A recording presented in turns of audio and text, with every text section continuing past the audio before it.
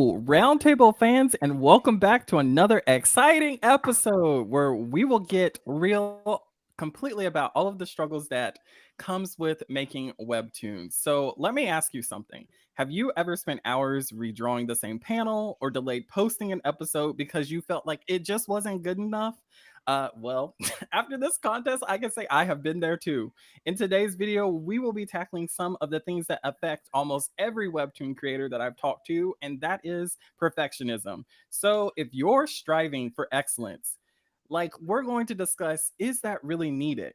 Is it actually holding you back from growing? And are you really reaching your full potential by delaying because of perfectionism? So we're going to try and break down like how perfectionism shows up in webtoon workflow, why it slows down your growth as a creator, and most importantly, how to overcome it without lowering your standards. So if you've ever felt burnt out or afraid to hit publish, then this is definitely going to be the video for you. So go ahead and grab a snack, grab your sketchbook, your tablet, whatever you might need, and let's just jump into this.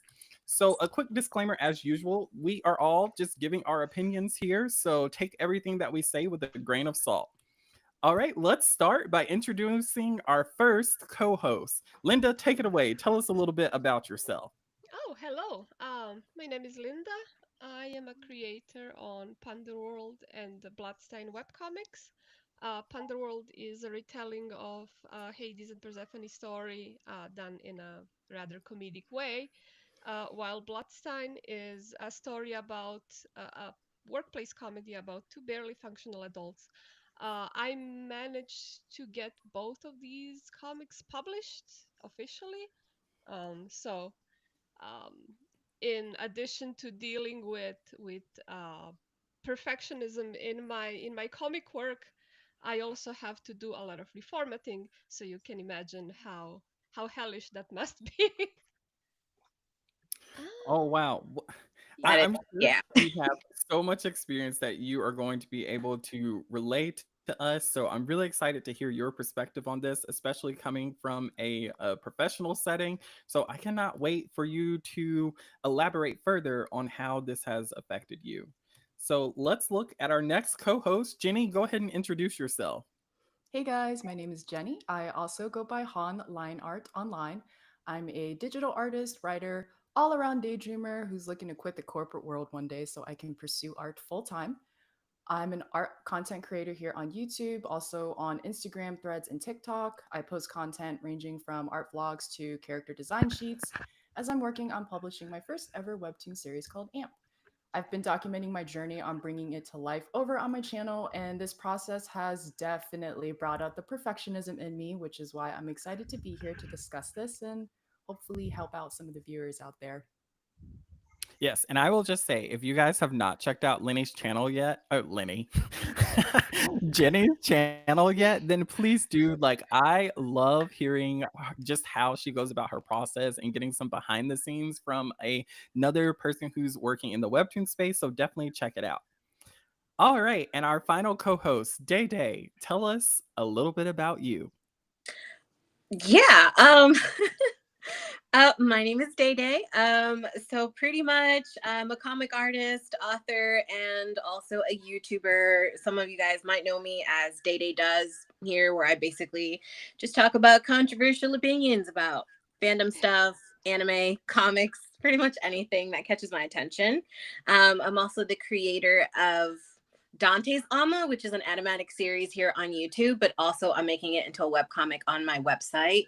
And also for the contest, I am the artist of The Behringer Hotel, which is a horror thriller series.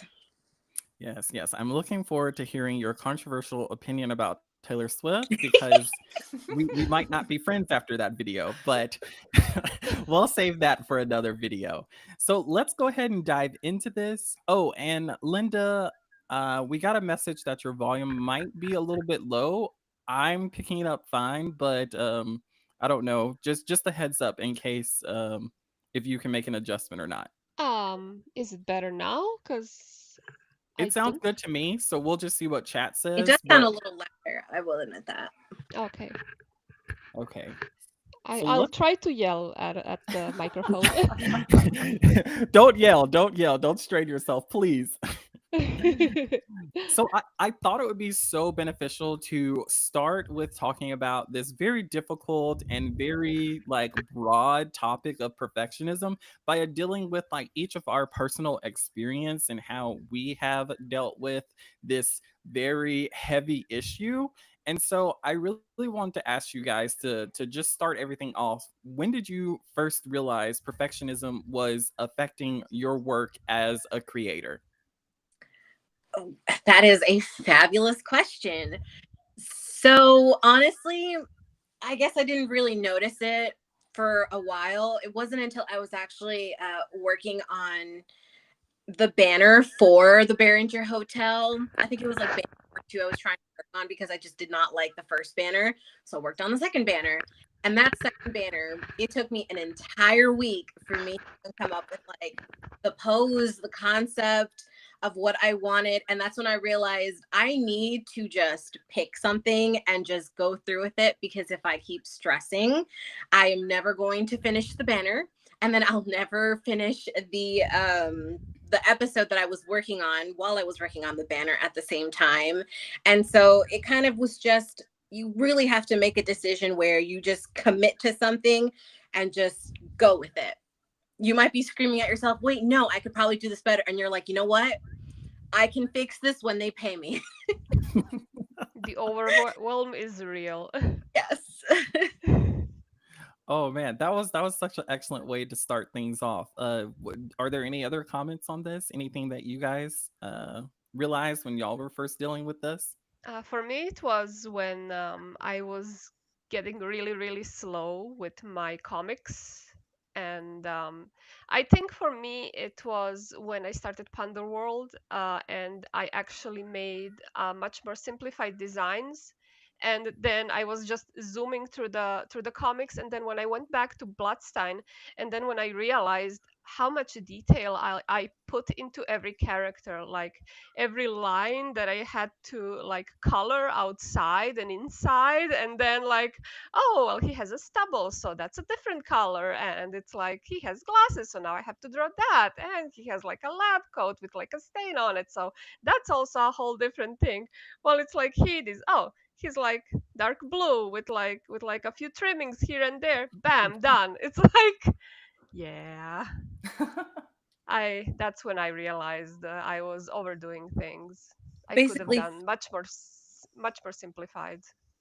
decision fatigue, basically, right? Yes, exactly. Oh my god, I relate to that so hard because I love details in character design. Like I love it so much. Like I want like them to have like 16 rings on and all the rings Mhm. to be different. Oh, It's okay, definitely a double-edged sword because if you have a lot of details and you have to draw that like a million times, but I agree with you, Apollo. It's really fun having details on characters, but I guess it's just trying to find the balance between giving them a little bit of personality without shooting yourself in the foot later in the future Mm-hmm. when you have to redraw it for like the 50th time. So, yeah. Oh, yeah, most definitely. It's so much fun. Like in the design process, you're like, I love this, I love this. And then like so during like my comic entry, like one of the characters has like all of this jewelry on and like on that third episode I was like, crap, I don't care. Like Yeah.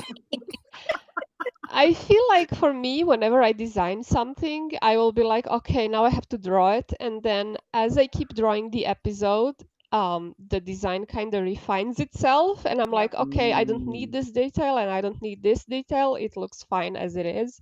So it kind of shapes up as you keep going. Yeah, agreed. yeah, I yeah, agree with that. agree so much. Like, I feel like for me, I really started to realize like perfectionism. Okay, so non-art related, I feel like it affects my day-to-day life Oh my god, because, same.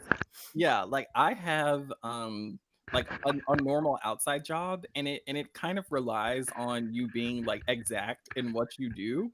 And so I feel like that bleeds over into like my entire existence. Like I want everything to be exact sometimes, and it's not a good habit to have because some things are just meant to just be as they are, Yeah, true. and Yeah. sometimes it's just meant to be like it's not that deep, you know. So I feel like I kind of first realized this all the way back in probably like elementary school. I was one of those kids that was like, the toys need to be aligned in a straight line. And if the line's not straight, then what am I doing here? So it was one of those things. Like I feel like even when like in kindergarten you kind of get chances to like trace stuff and whatnot, and I used to want to trace like exactly, like I wanted it to be perfect. So it hits me deep, it cuts me in all aspects of my life. Oh man. So Jenny, when did it first start, when did you first start to realize that it was affecting you? So much like Day Day, I didn't realize for a while that it was a problem until honestly, like I want to say when I actually started posting things to my YouTube channel, and especially when I started working on my panels, I kept overworking them to death, and it was just a lot of wasted time. So I had to kind of reconfront that part of myself where, hey, I'm a perfectionist, and it's not necessarily a bad thing, but it's starting to affect my abilities to pump things out on like a timeline, and also just not burning myself out is it's hard to avoid when everything has to be so meticulous and detailed. So yeah, it's kind of been a part of my MO for a while, but I didn't really start noticing it too much until like a little bit recently, I'll be honest. Mm, Yeah. mm, mm. I love to hear you elaborate a little bit on how you said you feel like it's not as not necessarily a bad thing. Like, has it helped you in any way, you think? I think it definitely helps. Like when you go into a project, having a standard, knowing what you can produce and knowing what you're capable of producing.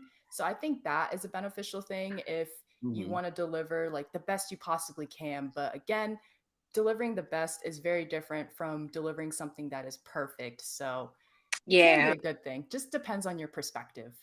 Yeah, yeah. I love you bringing out that aspect of like perfectionism can be beneficial with a slight balance. Like Yep. let's not get crazy here. So, um, can you describe a moment where perfectionism held you back from posting or finishing a project? So when I started my art Instagram, I used to get a little scared on uploading illustrations and pieces. And when I started my YouTube channel, I would get a little bit of that fear uploading videos. But I'd say the biggest way it's held me back was actually starting my Webtoon series AMP.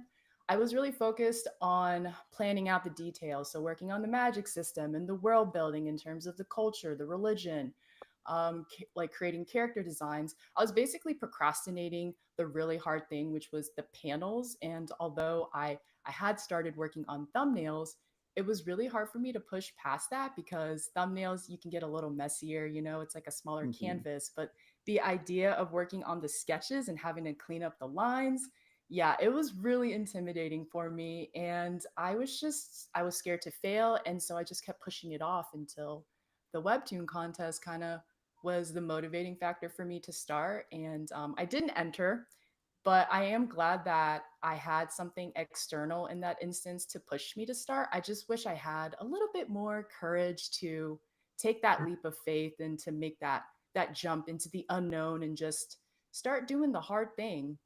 So Yeah, I actually relate to that so much because I actually have tried to enter the Webtoon contest for like the last two times that they had it. And I feel like perfectionism stopped me every time. Like the first time I felt I got all the way to like almost posting it. And then I got a friend to read it. And I was like, what's your honest thoughts on it? And they basically were just like, I feel like there's a lot of room for growth, basically. That's a nice way of putting it.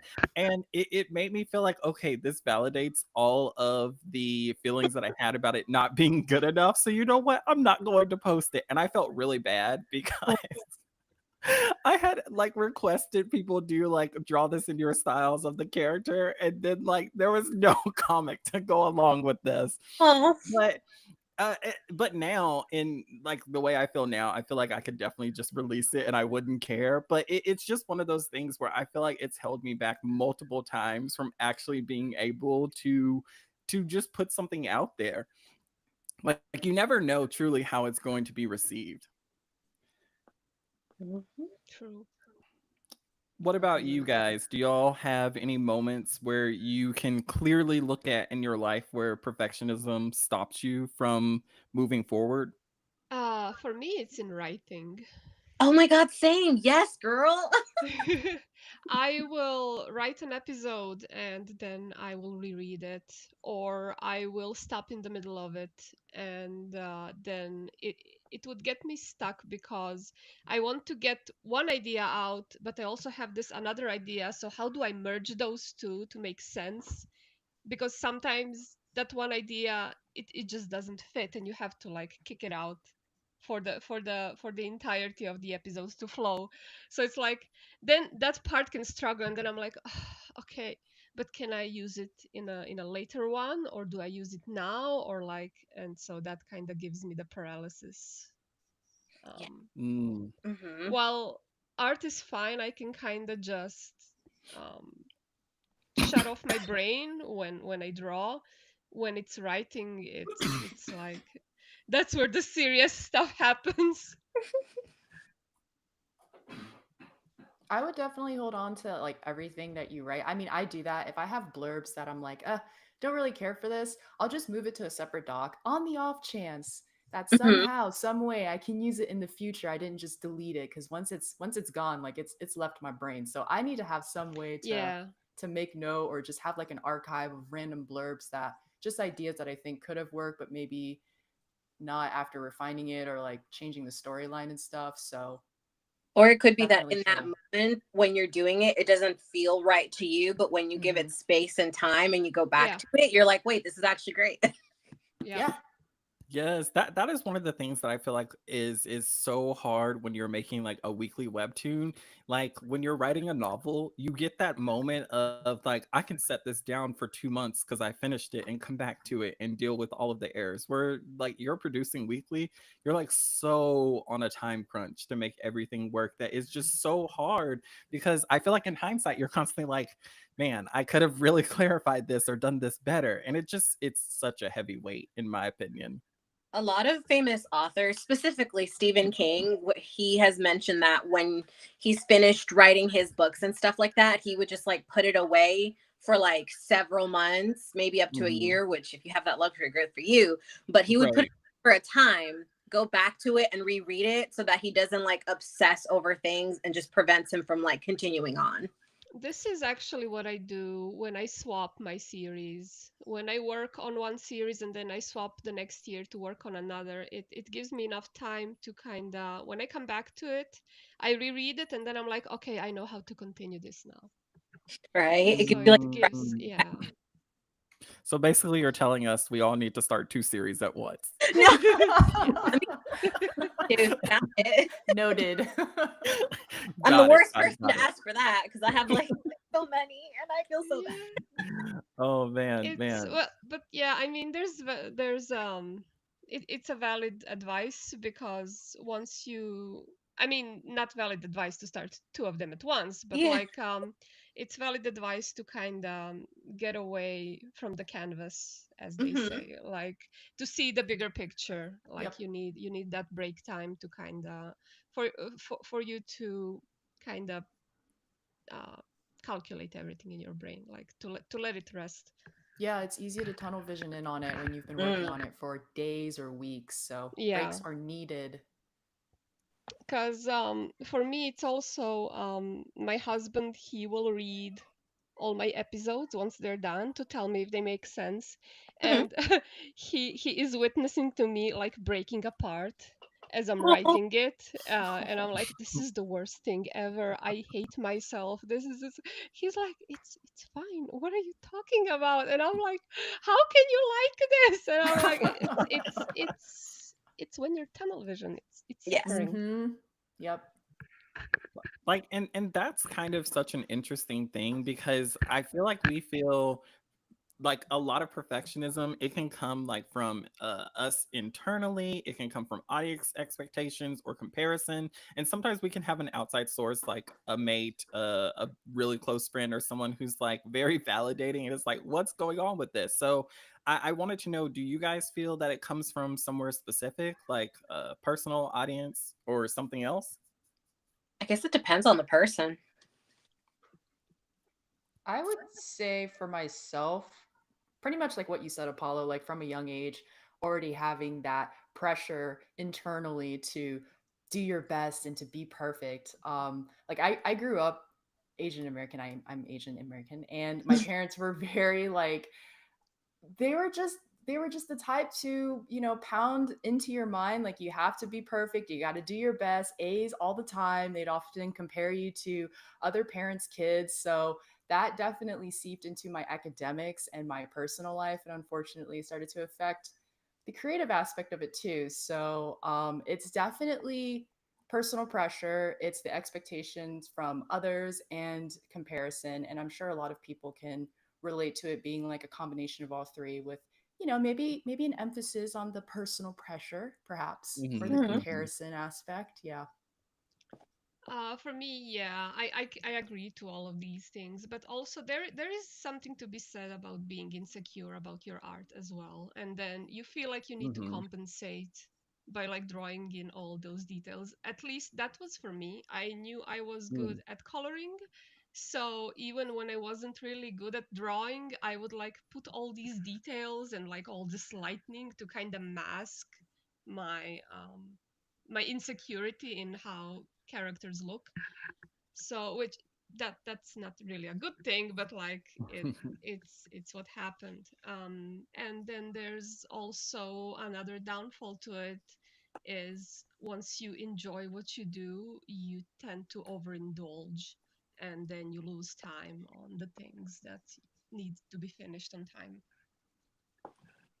Yeah, I really agree with that. Like, I do feel like sometimes we try and overcompensate for weaknesses by like letting something that we're really talented in shine through even more. And I feel like for me, it's always been like a personal pressure. Like, because I feel like when I know that I've done something good, it does not matter what other people tell me. I'm like, no, I did that. So it's one of those things where I feel like the insecurity for me comes in when I feel like I know it could be better. And three-fourths of the time, it's always I know it could be better when a lot of times it's probably just fine. So like I Yeah. feel I put like so much extra pressure on myself when even like if somebody tells me, no, this is good, this is fine, Mhm. like I really enjoyed your story and whatnot. And I'm like, did you? Because why? Like there's so many plot holes in this. What do you mean? And they're just like, there is. And so I really feel like I add so much extra pressure onto myself when it's just okay. And that's one of the things that I really took away from the contest. Like after posting, I feel like, oh man, there's all of these mistakes in it, but I'm completely okay with it. Like I feel like I did Yes. really Right. good. Let go. Yeah, yeah, and I feel like it's because like I'm pretty proud of how I actually executed the entry. And so regardless of like how people respond to it, I feel like I have not it hasn't diminished my mentality just yet. We'll see in like a couple of months. Oh, what about you, um, Day Day? Or I'm sorry. Oh, I just wanted to add that there's also something to be said. My husband is really talented creator as well, and so I always feel the need to kind of compete with that. Oh. So like I see his Mm. art and it's like, oh my god, that's so gorgeous. It's like, oh, gotta go and practice more. So that's definitely another thing to add to it. Ooh, can we get a shout out? What is his name if he has any Stjepan socials? Šejić, he's like really famous. Oh, dang. Yeah. I need to check that out. He's a bestseller. His hit is Sunstone and Harleen. Some Hmm. people know it. He worked for Okay. DC and for like different companies. You'll have to send us a link so I can Yeah. link it into the Yes, please. video. Let Yeah, yeah, yeah. I'm me. so interested now. Like Linda, we're learning so much about your lore. The Linda's lore, lore. love that. Oh man. I forgot. Day Day, what's your experience been with this? Oh, for me, I guess you could say my version of it is just the way I'm being perceived by people, like when I decide to like publish something out in the open for the public. It's always for me the presentation that kind of cripples me, because that's just how that's how I grew up. That's how I've been raised. It's always to be mindful of how we are being perceived in public. And so that's definitely transferred over to like my art, my writing. I want to make sure it's like the most perfect that it can be. Art, I feel like, Mhm. is a little bit easier to kind of just like let go. But when it comes to like writing and stuff like that, that's kind of where I kind of get stuck, because I'm just reading it, making sure everything looks good. I think when I was writing my In Furrow's Edge series, which you guys can, it's finished and you guys can read on my website. But when I was working on that, it took me the longest time to finish, because I would keep editing things and I would just edit things some more. And I think I've made it to like, what is it, the 10th like draft, just because I would edit so much, making sure that certain pieces fit and then I didn't miss anything, but at the same time making sure that it all was cohesive. And so that just took forever.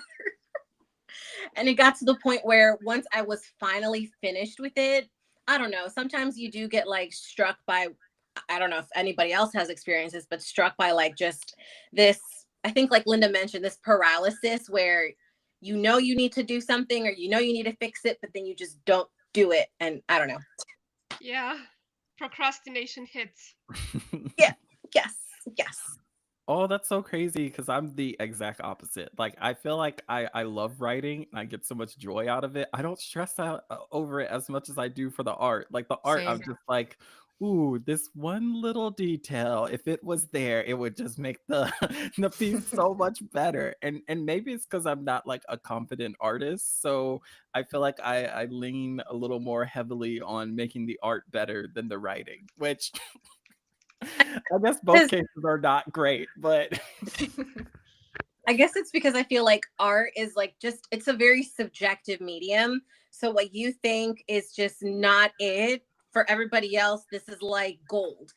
And Mhm, your art mhm. is always constantly improving. So I guess I don't kill myself over it too much, as opposed to my writing where it's like a direct reflection of like thoughts and just the way you like understand me in this case. So I guess that's why I don't know.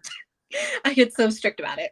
Mm, mm, mm. All of I that makes I tend to want to redraw stuff. I will see my art from a year ago and I'm like, oh my God, what was I thinking? When in reality, like back then, like I didn't know. So like I drew the best I could. Hmm. But you know, brain be yeah. like that. The brain is so like that. It just will not let us have any sort of peace. And like we've been talking about this, but maybe we can dive a little bit deeper into like our creative process and how we go about like just creating in general. And so I'm really curious about like how do you guys feel like perfectionism shows up for you? Is like it's in complete harmony with what we were talking about. Like, is it just like art specifically? Is it story? Is it pacing? Or is it something else? Like what really grinds your gears and like flares up that perfectionism for you? So Apollo, I would say, like with writing, it's a lot easier for me to kind of just like have fun with it. I might get stuck on certain parts and need to take breaks or just brainstorm, play around with different timelines. But it's definitely the art, because to me, art is so like it's visual, right? It's really easy to look at something and be like, oh, it's a person, or oh, that's an environmental shot. So for me, it shows up mostly in my art, and then everything else is kind of secondary, unfortunately. Mm.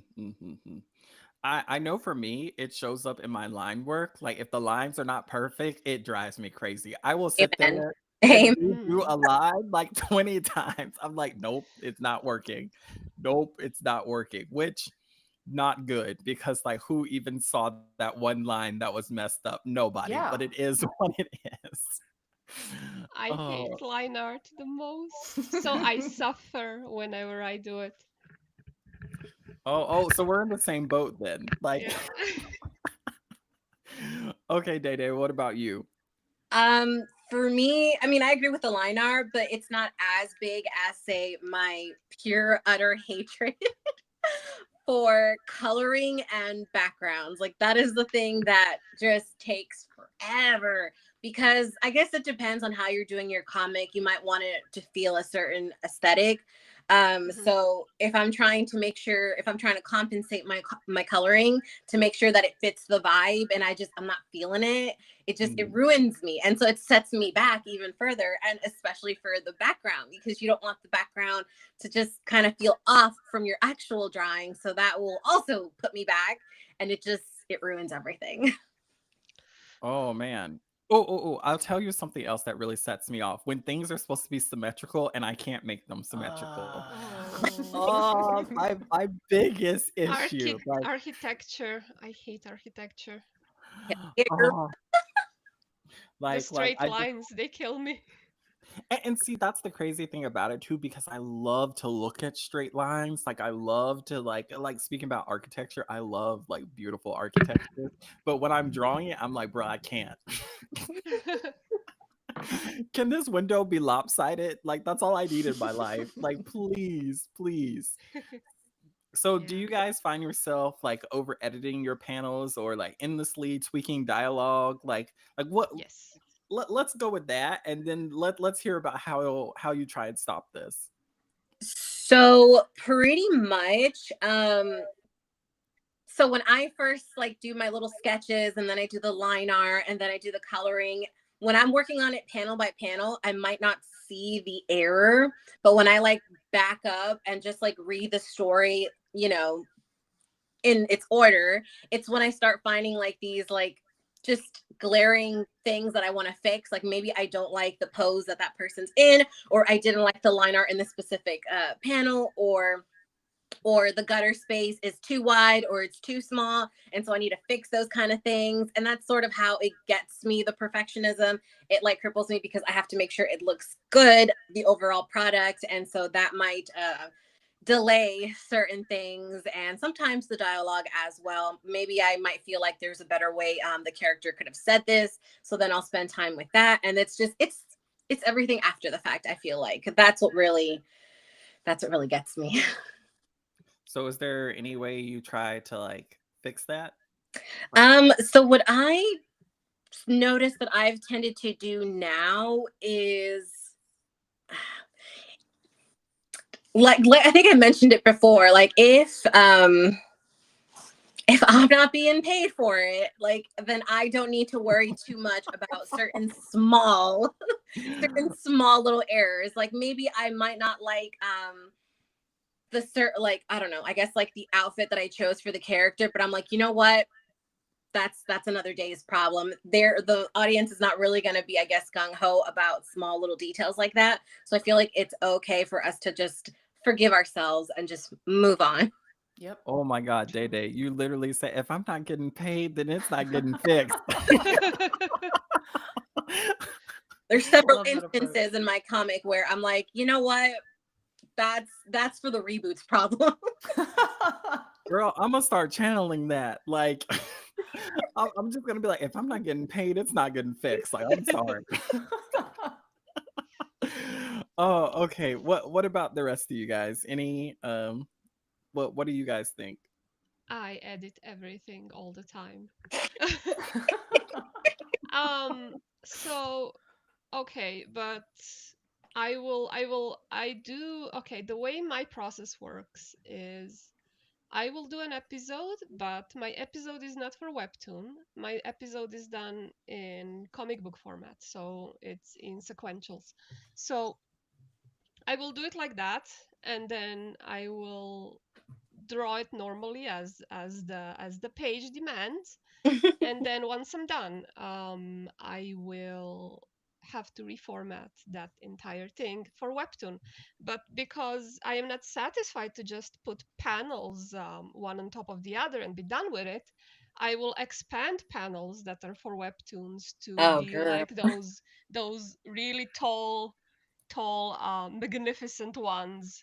So the way I do this is I will draw on a completely separate page where I will make an image that's supposed to be like a spread um, in a square type large format so that I can both use it horizontally and vertically for the format that I'm using. There you go. Work smarter, not harder. Yeah. Mm, mm, mm, mm, mm. And so that kind of worked for me, but it's like, but then I end up like with three files, and it's hard to find them sometimes. Oh.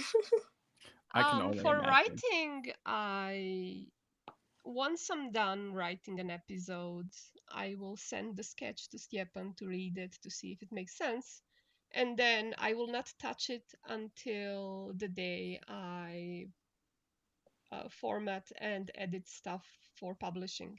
Then I will reread the entirety of the volume, and then I'll see, okay, maybe I can word this better or the other thing better, or I can tweak a few faces here or there, or like do some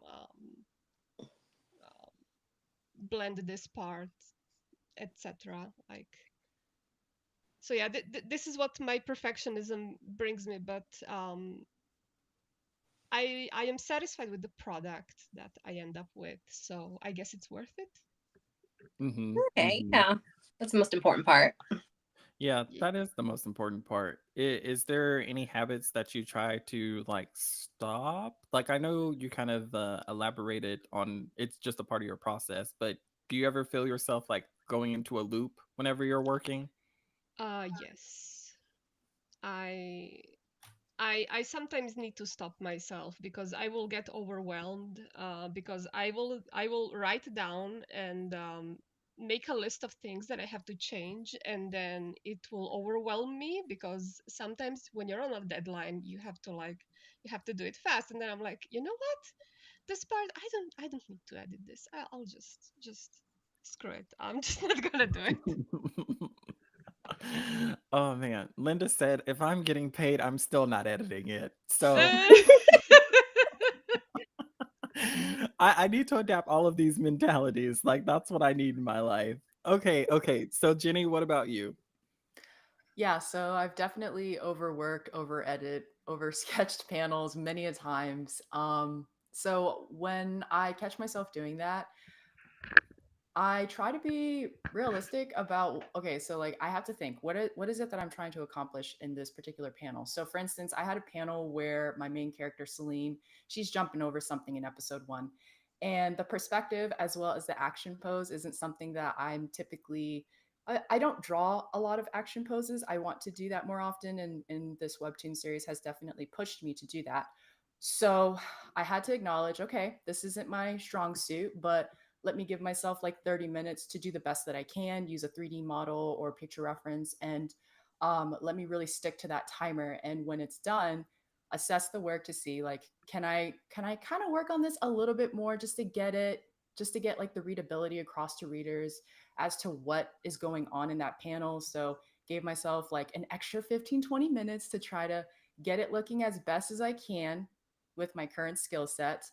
And when I finished, I just have to be honest and realistic that like it's not the best, but the point hopefully will be received by the readers that she's jumping, she's in the middle of doing something, and I have to just leave it as is. Otherwise I will spend like hours just like redrawing certain lines or playing around with the perspective. So it's a combination of like being realistic with what I'm capable of producing at that moment in time, setting a timer for myself and trying my hardest to like abide by that timer and not saying, okay, let me just spend 10 more minutes, and then 10 minutes becomes like an hour and a half. That's a good idea. Mm, Yeah. mm, mm. Setting a timer Yeah. is definitely a good idea. I tend to hyper focus when I work on something, and then like I start by hour 1, and then I'm like, oh my god, it's already midnight. How? Yeah, time goes by fast when you're in it, so it's It hard does. sometimes to pull yourself out of it. Yeah, yeah. Like I feel like me and you, like Jenny, like our perfectionism, like is so similar because I feel like I fall into the same traps and whatnot. But I've learned for me, like, how I stop is I've started prioritizing things and like things that I know I'm bad at, I'll just save for last. So like if it's a really difficult hand pose, I'm just like, I don't know, like let's just draw a mitten there and I'll come back to it. Mhm, yep.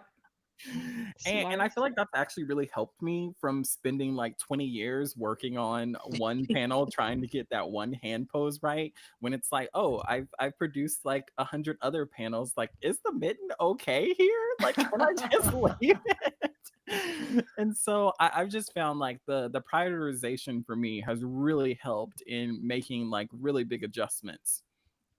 And I feel like it kind of lends itself to like parts of our creative process is all very different.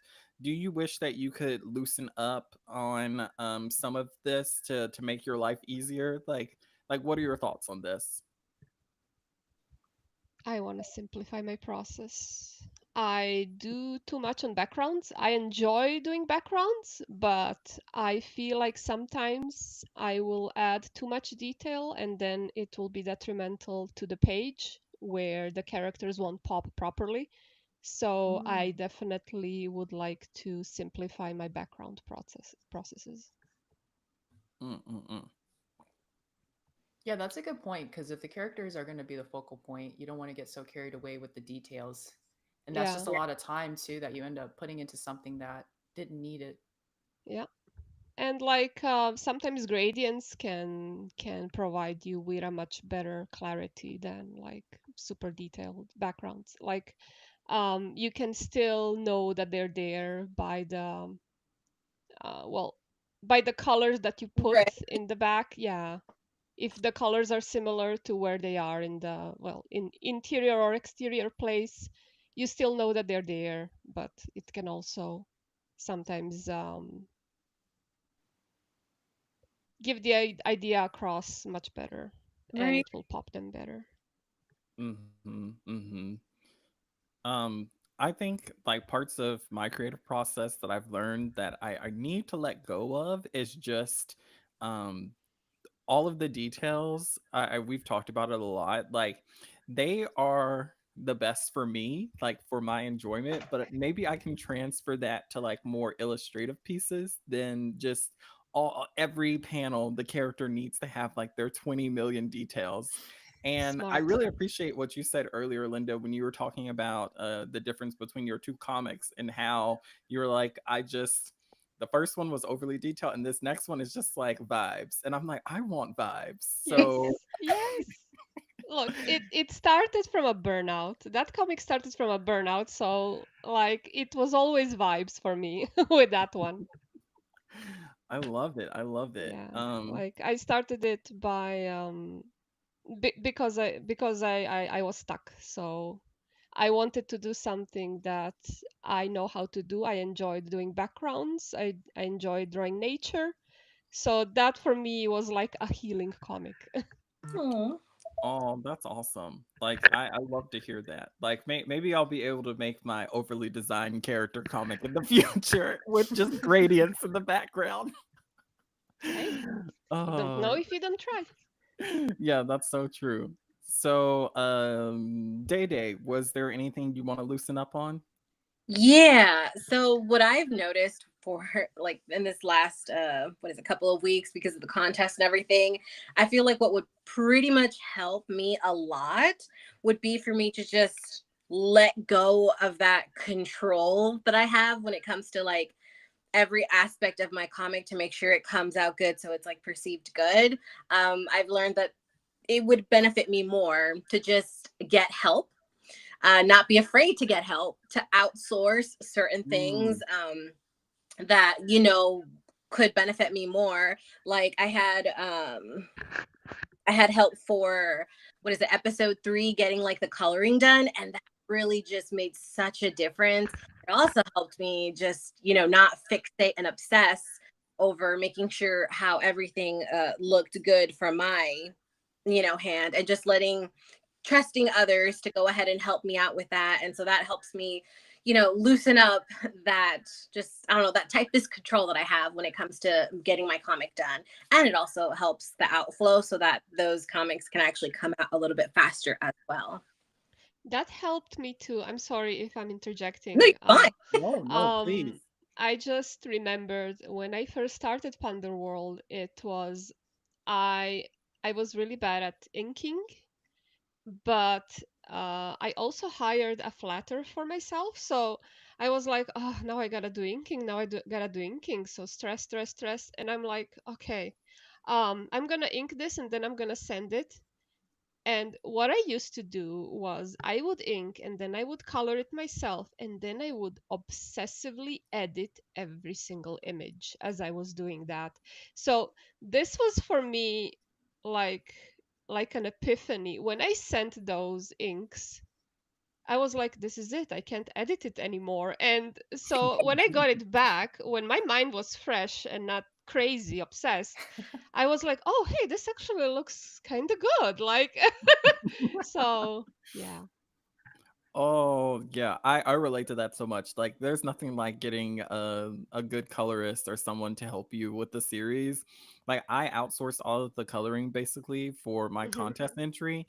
And like, once it was gone, I was like, oh, well, I mean, I can't work on it until it comes back. And I don't know what it was, but I feel like that space from it just helped so much because when it came back, I was like, this is phenomenal. I don't need to do anything.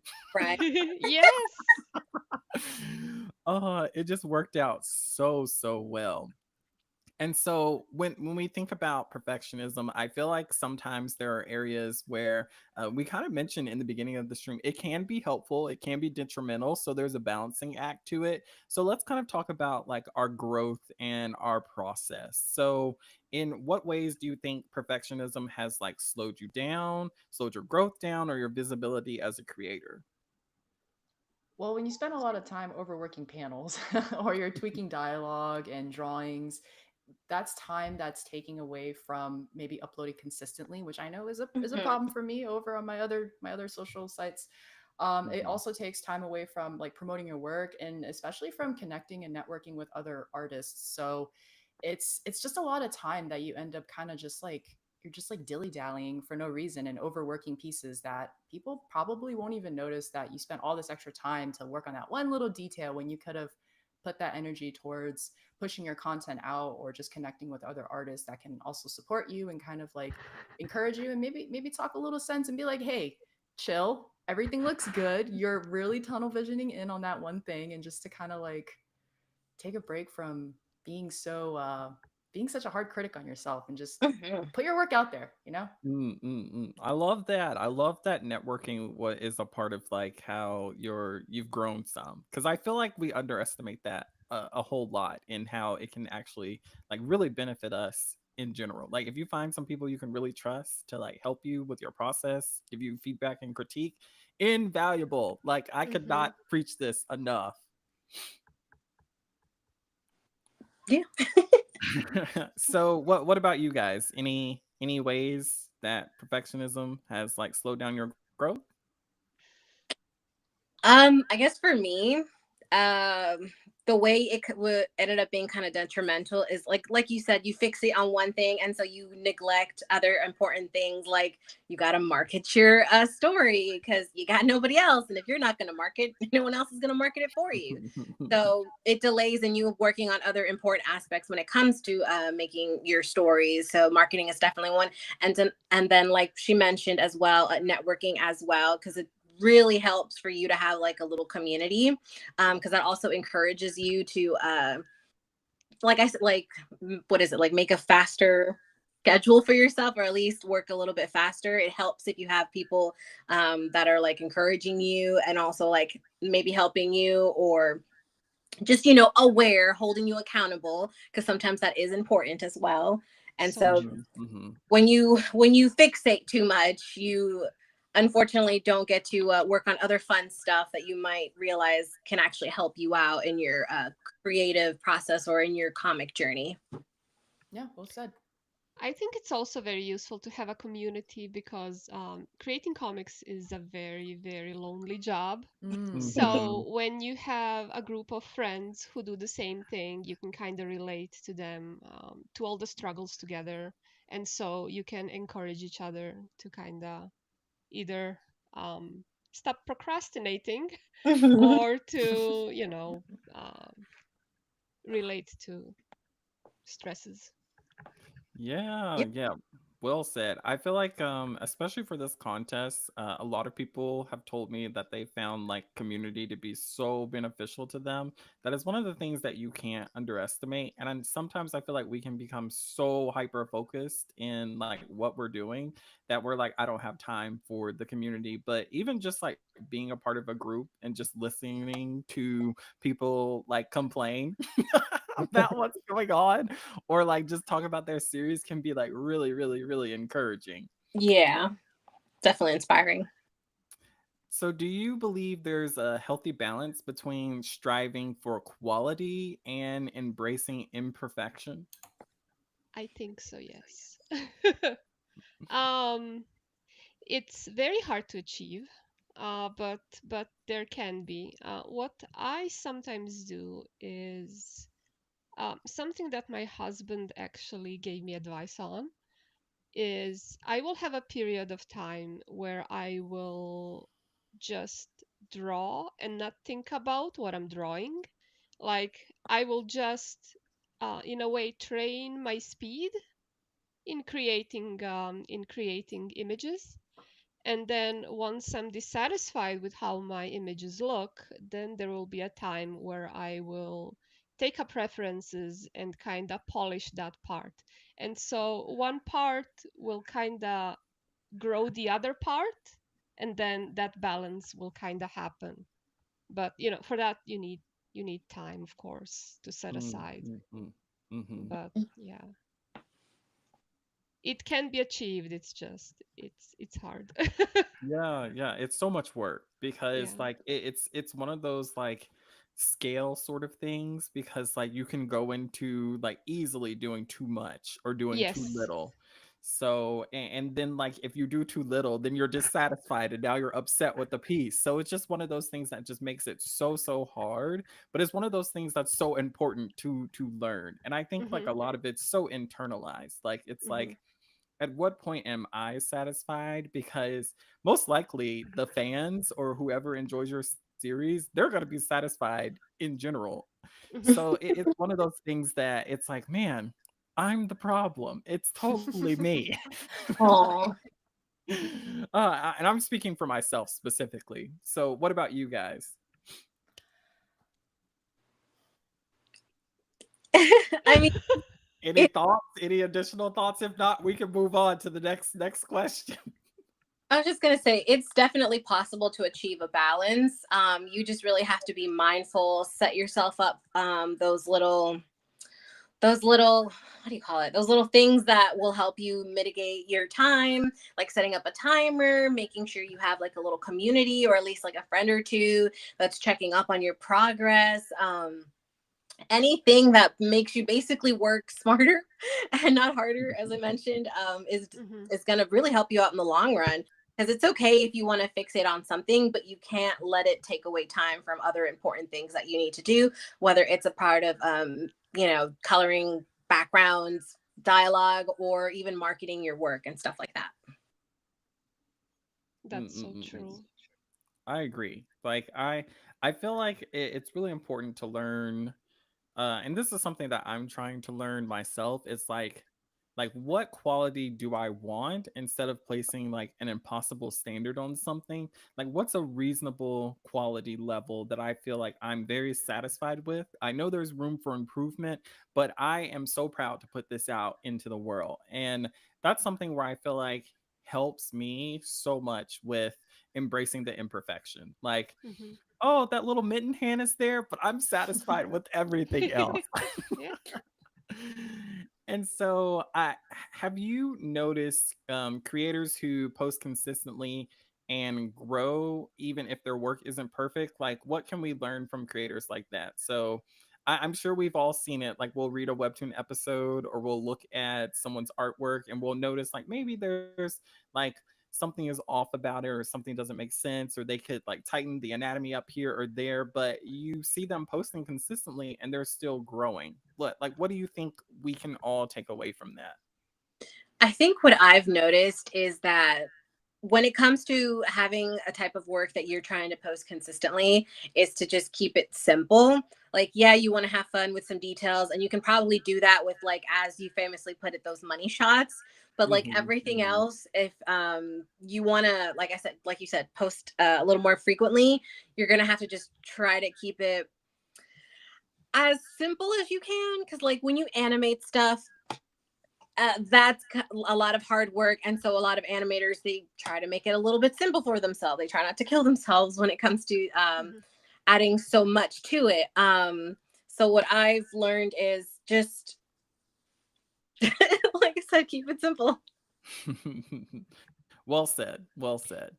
What Um, I've and learned, I'm sorry if no, somebody no, wants go to say ahead. something. Okay, what I learned was not from seeing comic creators whose work isn't perfect, but I think I've learned the most from the community that I'm in with all my Webtoon friends, and their use of Clip Studio assets and how much that Mm, helped them. And I've learned that it's okay to sometimes pose a model and then like draw over it if you're mhm, feeling mhm, stuck on a pose, which is something that I never used to do because I'm kind of like old school. I didn't have Clip Studio until like 3 years ago, so I would constantly struggle and struggle and struggle and redraw. And then once I've seen people do comics by posing, by basically making it easier by posing certain things, I was like, oh my god, that's really smart. Like, please teach me your ways. Show me what you're doing, please. Yeah, exactly. So yeah, that helped me kind of streamline my process a little bit as well. Mhm.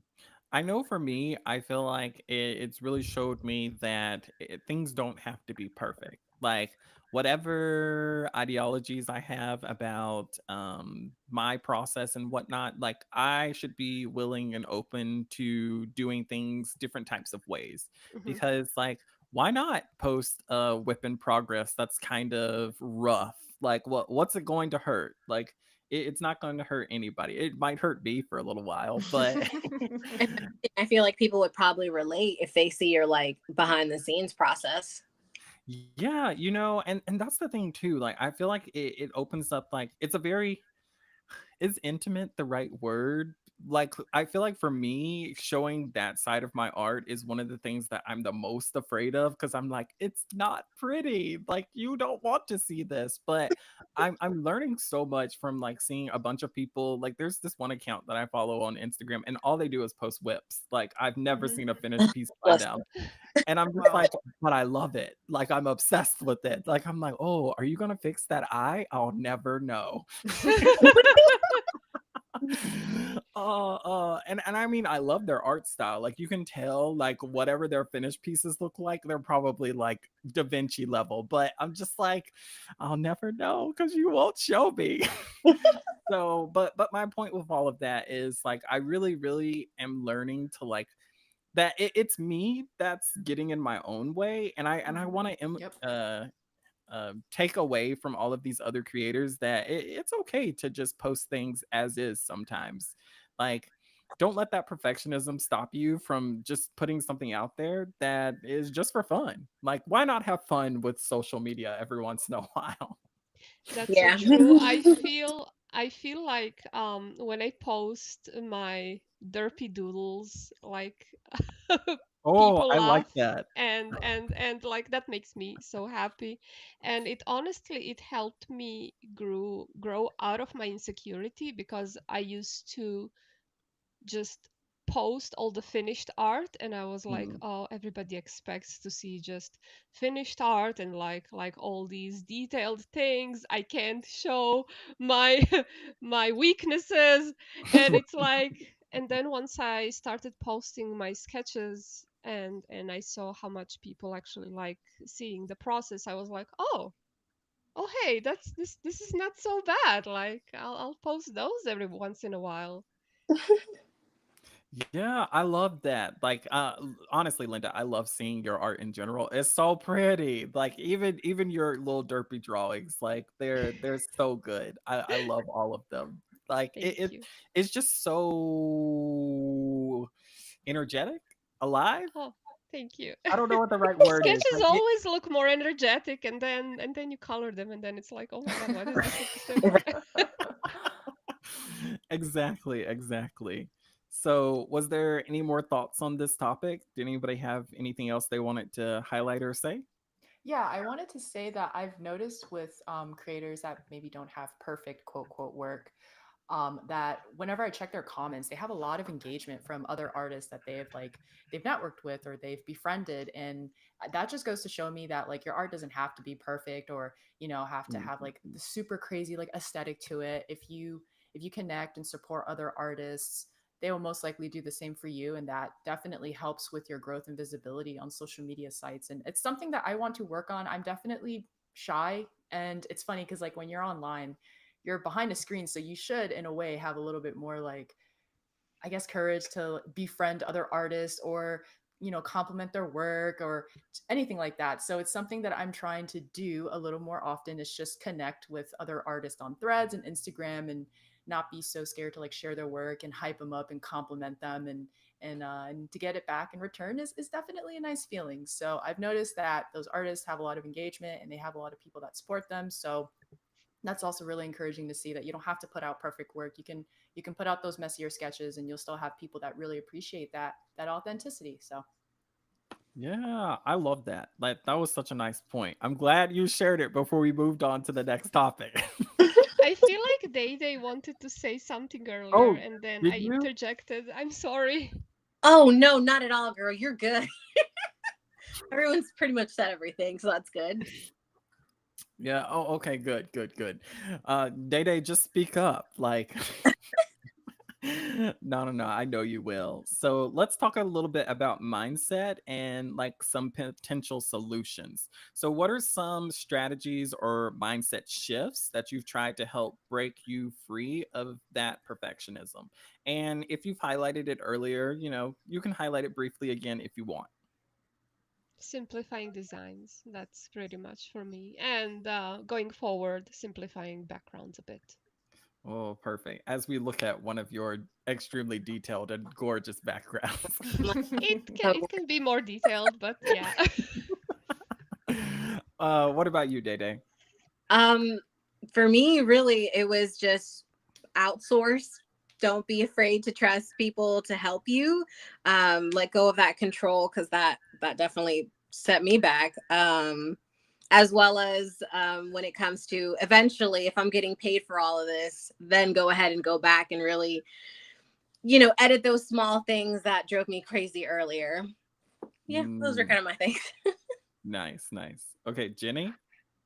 I think in a weird way, if you can analyze the root of your perfectionism, it kind of helps separate yourself from the perfectionism, and you can start thinking like, why do I feel the need to have everything so perfect? And then you kind of start to break down like at its root, perfectionism is not attainable because we're all human. We're going to make Mm-hmm, mistakes. Like mm-hmm. your favorite artists are going to make mistakes, and they do.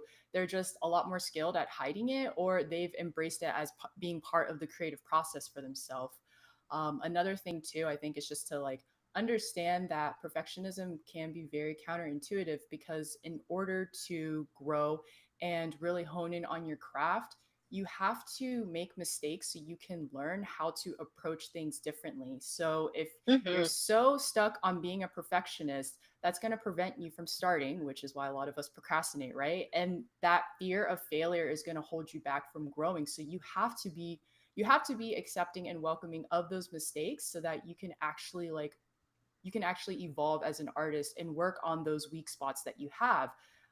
So yeah, I would just say to like just be realistic with your current skill set and push yourself to work outside your comfort zone, because you can't grow if you stay comfortable. And to also be realistic that you are learning and it's a work in progress. So you got to be, you have to be realistic about your work and the weak areas, but you also have to be your biggest cheerleader so that you can continue to grow and push yourself. And you know you want to shoot for the stars, but aim for the moon, I think is the saying. Mm-hmm, So mm-hmm. Yeah. yeah, that's how I would try to break from the perfectionist bug. It Oh will yeah. also prevent you from finishing a thing as well sometimes. If you're Hmm. working on a long-term project and you keep editing and editing, it can stretch out for years. Oh, most definitely. I think for me, like everything that y'all said, especially you, Jenny, like hits home really, really hard.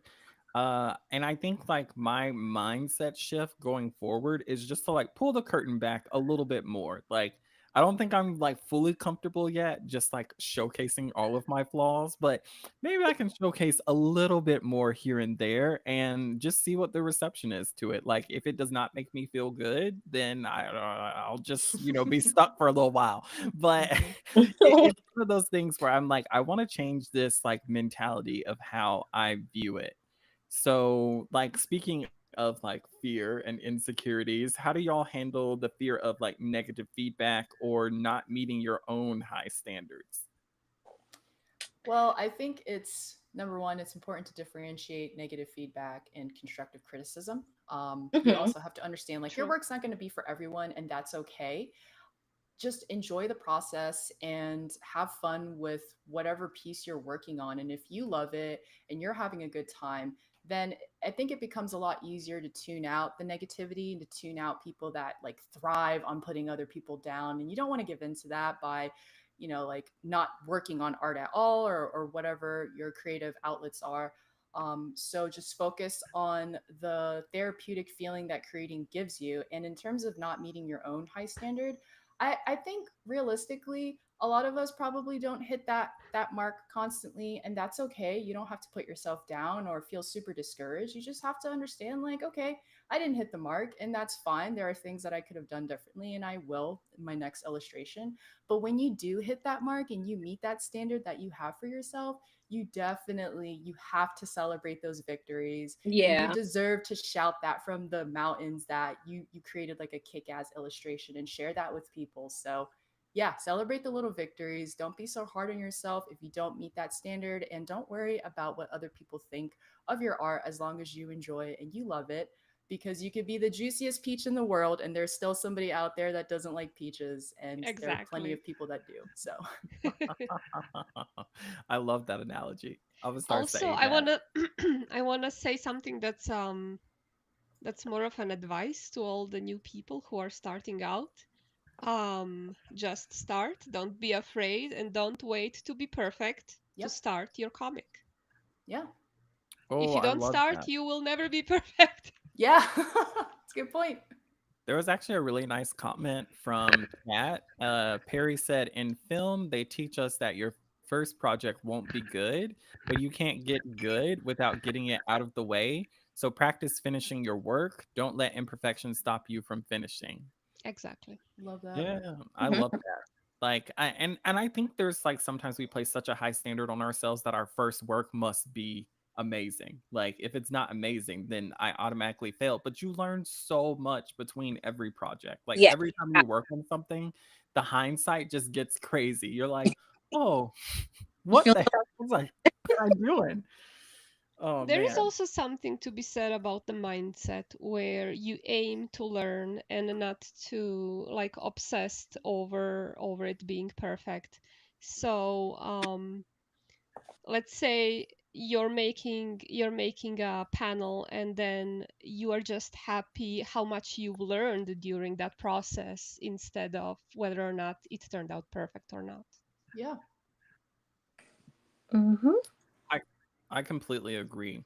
And so, you've already given us some wonderful advice, Linda, but what advice would you give to a new creator who's kind of paralyzed by the concept of perfectionism? Oh, is that me? Oh, no, no. I was like, this fits with what you were talking about here's some advice. I wanted to see if anybody else had any advice they wanted I to give. think it would help if they tried to draw in a different style for a bit, Hmm. maybe. Just as Oh, practice to kind of get their head out of the zone that they're stuck in. I love that. What about you guys? Any advice? Uh, for me, I mean, I feel like it would probably help. Um, I guess just if you're gonna start something, make sure you start it because it's fun to you, that you like it. And obviously you don't want to obsess over the little details too much. But I also found that if you feel like if you work on it and it's just great vibes all around, then I guess some things will just naturally I don't know how to say it. They'll just naturally work out in the end. I Because agree. it's so easy for people to just be like, you know what? No, this doesn't feel good. But that's just the way, that's just what you're saying to yourself because, as you know, everything is subjective. So I would always recommend that you don't be afraid to put yourself out there, to put your work out there, even if you think it's not the best that it can be. The fact that you tried your best, that is enough. I Yes, think yes. also working off vibes will help Mm. you develop your own Yes. style as well, so much easier. Yes, Oh, I absolutely. like Because that. it's what you really want to do from the inside, so Hmm. the more you do Mhm, it. mhm. Like my comic Dante's Ama, that comic, that animatic, that was pure vibes. Like, and I just love working on that because the backgrounds can be messy, but like I can focus on certain things and it's just it's great. Now compare that to like Behringer Hotel where everything else has to be as perfect as it can because it's like a Victorian Gilded Age type story and so there's like more details and that just gets kind of like Arr! So it's really just having something that you love, and if you have something that's a little more complicated, just learning to make it work for you so it doesn't kill you in the end. Yeah, Figuratively exactly. speaking.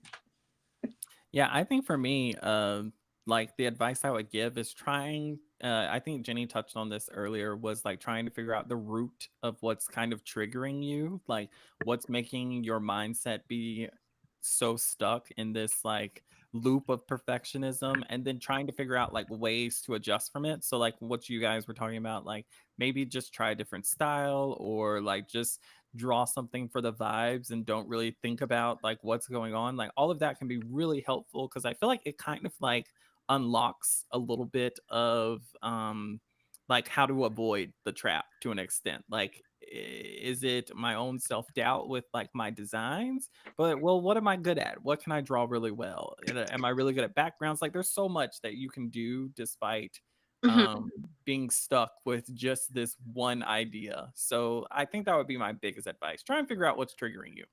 And it's also a good way to experiment as well because it allows you to throw everything on the table and see what works for you. Exactly. Mm-mm. I agree with that. 1000%. I So, think it also helps to set micro goals instead of having that one big goal, like finishing a Yes. project Yeah. or finishing Hmm. the comic. Like ooh, turn that's on a your good one. iPad, work on your sketches. That could be a micro goal, and it feels a lot more manageable if you have smaller goals you can hit. That's not going to require like months and months of work, and just kind of being mindful too of everything you're doing and just being in the moment of creating your work rather than thinking about that the finished product that's like so further down the road. So yeah, micro goals. Those are a big help. Ooh, That's so that's a really true. good one. I really like that. Micro goals is super important. So, perfection, when we're producing something, like anything that's involved in like a product, basically, we worry about the audience to an extent. So let's talk a little bit about relating to the audience. Like, what would you say to someone who's afraid to publish their art? Like, they have the feeling of it isn't good enough yet. Like, should they worry about this? Should they be concerned? Should they just keep practicing? Like, what would you say? Just draw and publish. I don't know. Yeah, Just pretty do much it. all you can Just do. do Like it. if you just keep thinking about it and thinking about it, it's just never going to get done or it's never going to be shown in public. And sometimes even just like what you could perceive as like not that great is going to be the greatest thing since sliced bread to somebody else. Yeah. I Yeah. also feel once you publish it, then it kind of gives you a certain deadline and it makes you motivated to make that next episode then as well. Mm-hmm. Yeah. And not make you go into procrastination mode and it's like, oh well, I did this one and now I don't feel motivated to post another one. Yeah. I think there's the added like there's so many different styles and so many different styles that are successful, like from the simplest of styles to the most detailed of styles. Some, extremely famous for like their simplicity, some extremely famous for their like hyper detail. And so I feel like it's one of those things, like you don't know really how your stuff will be received until you put it out there.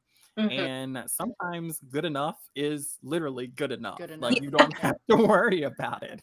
Yeah, but like what Jenny said earlier, I think it's very important that you first and foremost make the comic for yourself.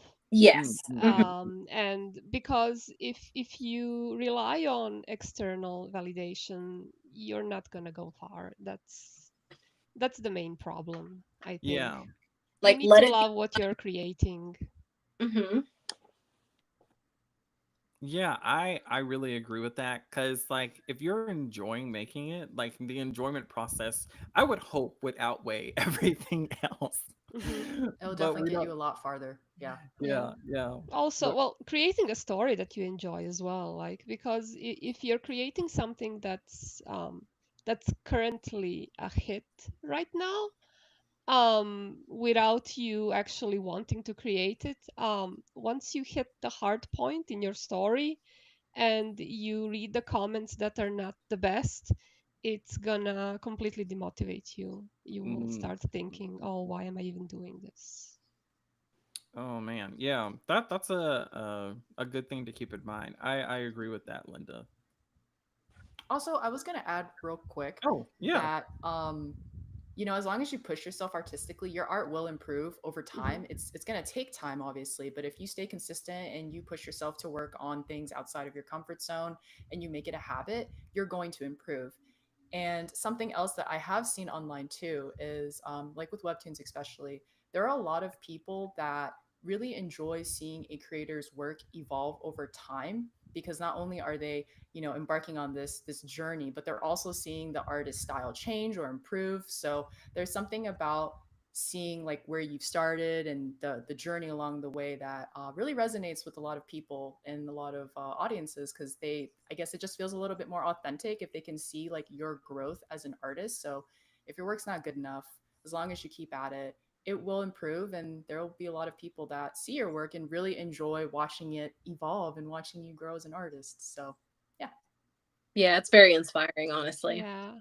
Yeah, I love to see growth. Like, and I think that's so interesting. Like, so many creators I talk to are like, I love to see someone's growth throughout like their creation of their series and whatnot. And then it's like all of us, I feel like kind of feel that way. But then when it comes to us, we're like, I know there's growth to be had, but I want it to be good now.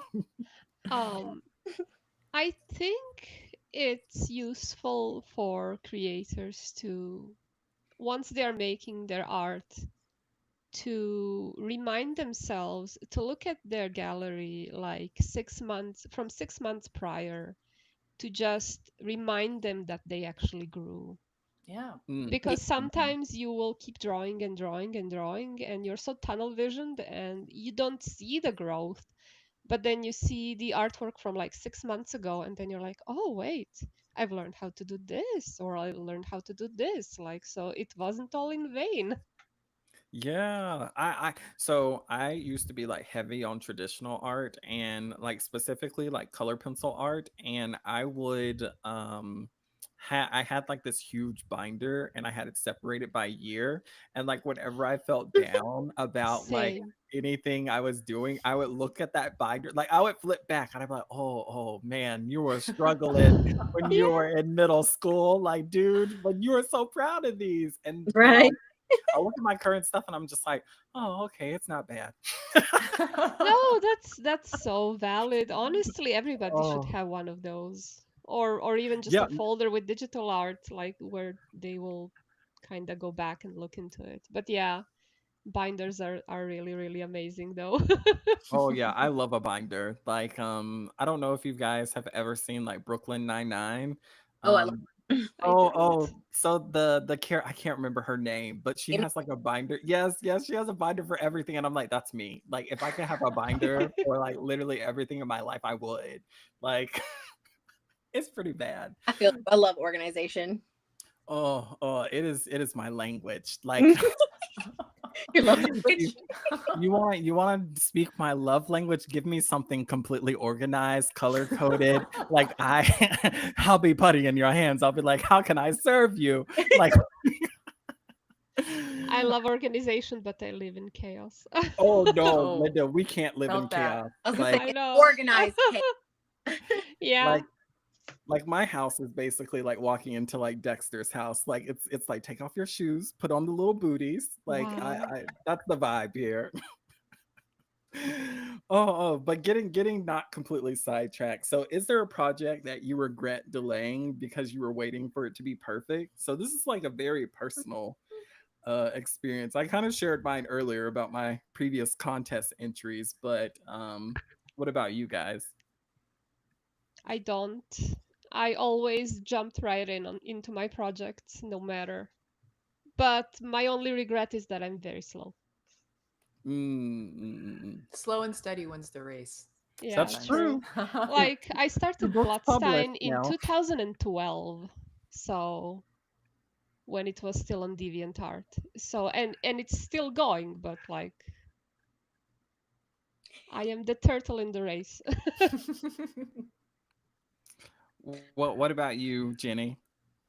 Yeah, I would definitely say the current webtoon I'm working on right now, I have just been putting it off because there's all these little background pieces that I need to figure out and plan out. But it would have been nice to have just jumped into the really hard part for me, was which would have been working on panels. I'm glad Mm. I started. I just wish I did it a little bit earlier to see what would have worked and what didn't. But regardless, I'm embracing the journey and I'm excited to see where it takes me. So glad I started. Better late than never. Oh, I love that. And Day Day, do you have any regrets? Um, not for Behringer Hotel. I'm actually pretty proud at the pace for that one. Dante Zama was always vibes, so it's on and off, and no worries there. The one I guess for that really kind of delayed everything is my Bittersweet Nightshade comic, which oh god, it was originally a novel, and then I made it into like a comic. Ooh. But I always wanted to make it into like a manga comic, but because Webtoon is kind of like a popular thing, so you want to format it to like vertical scrolling. But it's, I don't know, I've just always been working on it on and off, and there's just some things that I change, and then there's like the way it starts I change, and then like it has a couple of episodes on Webtoon, but I'm not satisfied with that either. So when the last contest happened, the whole like action contest, I wanted to submit Bittersweet Nightshade as like a contest, and so I was working on that for the longest time, and it was just one episode, but it was the longest episode. But I just had to make sure it was colorful, and then I had to make sure it was like a really good action pacing and all of that stuff. And it got to the point where I could not make the deadline. I couldn't make it, and I was so upset at myself because there was so much I worked on it, and it just wasn't perfect, and I didn't make it. Oh, I'm so So sorry. that was the one project that I've been regretful of, but I guess the way that I've sort of helped mitigate that is just work on what I wanted to originally work on that project for, which is just Uh-huh. make it into like a manga. So I've been making like manga pages, traditional manga pages, and I've noticed that I put my output for that is a lot better than making it into vertical scrolling where I don't have to focus on the colors and I don't have to focus on like, yeah, colors. Colors is what kills me, really. So yeah, that's pretty much one of my projects that has delayed me because of my perfectionism. I feel like sometimes working traditionally can also help you not edit too many things because you Mm. have a pen and paper and that's all you Mhm. have. You don't have undo and you Yeah. don't have like ultimate erasers. Um, what I like to do when I'm thumbnailing actually is I will do my thumbnails on paper because it will kind of disconnect me from all the information that's online that distracts me. So that's Yeah, Mm. also I a do the thing. same too, actually. I feel like I it's actually big like that. help for some reason. Yeah. I don't Also, know. the sound of pen on a paper Ah, is just ASMR. Yeah. yes. I feel low key for me because I switched to digital art recently. Like, um, I find the undo button dirty. I don't know if that's the right word, but I struggle to click it sometimes. I'm like, no. That's So awesome. I don't know. I feel like I kind of I don't know. It's a struggle. It's a struggle, but I'm accepting it a little bit more here and there. But it's bad because like I like perfect lines, and I know that button is always there. So I'm trying to accept the messiness more. Yeah. It would probably help sometimes if you do like traditional sketches and then you upload it so you can digitally do the line art.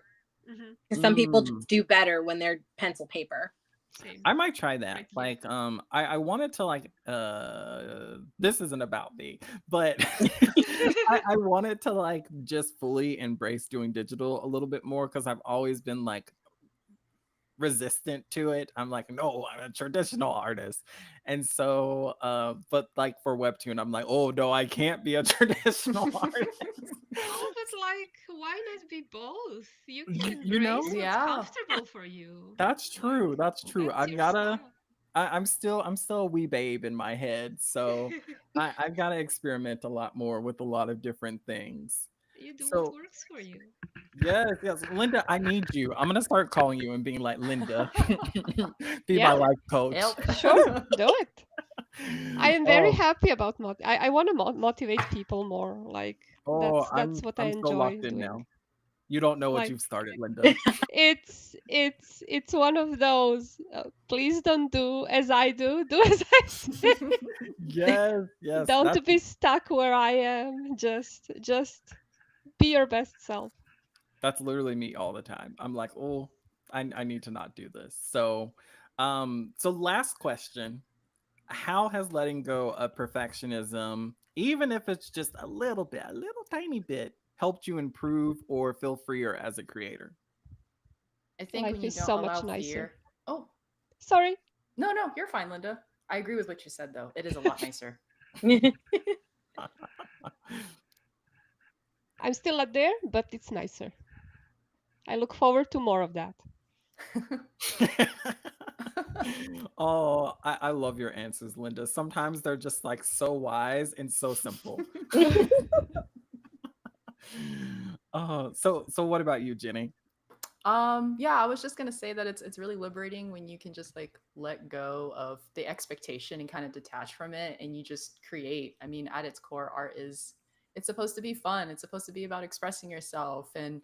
and experimenting and not going into it so like analytical, which I guess at times that can help. But if you can just let go and not think about being perfect, but just expressing yourself, it's so much easier to get into that flow state where you're just spending like hours easily working on your art and everything outside kind of just doesn't matter for a little bit because you are locked in, you're in the zone, and you're really just enjoying that moment of creating. And I love whenever I get into those moments where like time kind of slips away. It's crazy how quick hours go by, but it's also really nice to kind of just be so locked in that everything else So kind of true. just like it's on the back burner for a little bit, you know? So if you just focus on living in the moment and not giving into those anxieties, I think it's a lot easier to just express yourself and have fun with the process because art is supposed to be about having fun. Yes, Yep. absolutely. Hmm.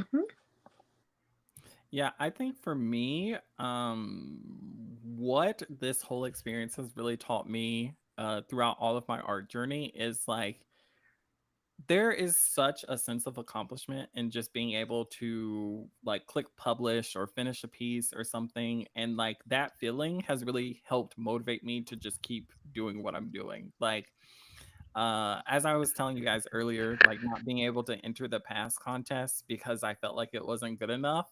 Like I was like, I'm not going to let that stop me this go around. I'm just going to produce as is with all of its flaws and imperfections. And like after clicking publish, I just felt so good about it. So I don't know. I feel like there's such a balance to everything, but there's so much reward in like pushing that voice away that I'm like, I'm gonna stop listening to him as much, and I'm gonna listen to Linda. I'm proud of you. Anybody else with any thoughts on this before we wrap up? I mean, it really does make a difference. Just letting go, even just a little, because you realize, oh my God, there's a whole world out there of different things that you can do and accomplish. And it really just, it only benefits you, really, if you can just at least learn to let go a little bit, because it really does either help you improve in your art, or it helps you market or find that community that you need to continue to help you grow in your journey. And yeah, man, it can only really help you in the long run. Yep, Yep. Oh, agreed. well said. I think that's a perfect way to wrap up the conclusion of our perfectionism discussion. Thank you guys so much for joining. Let's wrap things up by doing some outros. And if you enjoyed this video, I would love to hear how you are overcoming your own struggles with your creativity, with your art process. Like, are you dealing with imposter syndrome? Is it perfectionism? Is it negative emotions? Comment all of that down below. And so, with that, let's start our outros. Linda, take it away. Uh, you can Just find me on Instagram and Blue Sky at Linda Shage. Um, it's written right there. I know I have a Slavic name, so it's difficult to pronounce. I'm sorry. And you can find me on Patreon by at sigeel, um, Sigeel. So yeah, you can support me there, and you can find my comics in any store, basically. yes, I will have all of Linda's information linked in the description of the video. Please check out all of her stuff, support her on all of her social media and all of her other ventures and endeavors. And you Uh, can find me on Webtoon, of course, for free to read. of course. Okay, Day Day. You guys can definitely find me on my personal website, daydaydoes.com. I post my comics there, or at least the one that's not currently on Webtoon, Behringer Hotel. But I post pretty much everything there. And you can also find me on my YouTube channel, Day Day Does, again, where I talk all things controversial, apparently, about fandoms, animes, movies, books, pretty much anything that comes to mind. Yes, yes, yes. And Jenny. All right. So once again, my name is Jenny. I go by Han Lion Art Online. You can find me on YouTube, Instagram, Threads, and TikTok.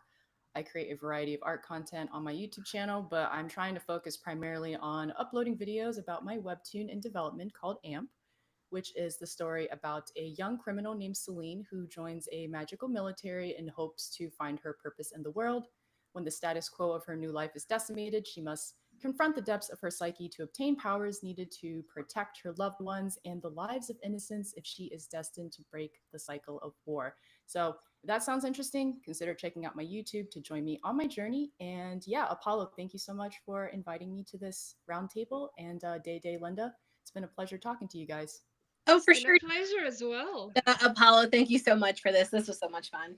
Thank you so Yeah, it was so much. much Yes, this fun. was I can't amazing. wait to have you all back again to discuss future topics and just like share your experiences. The roundtable is one of like my favorite things to do on YouTube, and I just love getting to hear all of your wonderful perspectives and interesting insights and thoughts and things that I did not consider. So it just helps me to like make my perspective more well-rounded. So thank you guys so much. I really, really appreciate you guys jumping on to this roundtable discussion.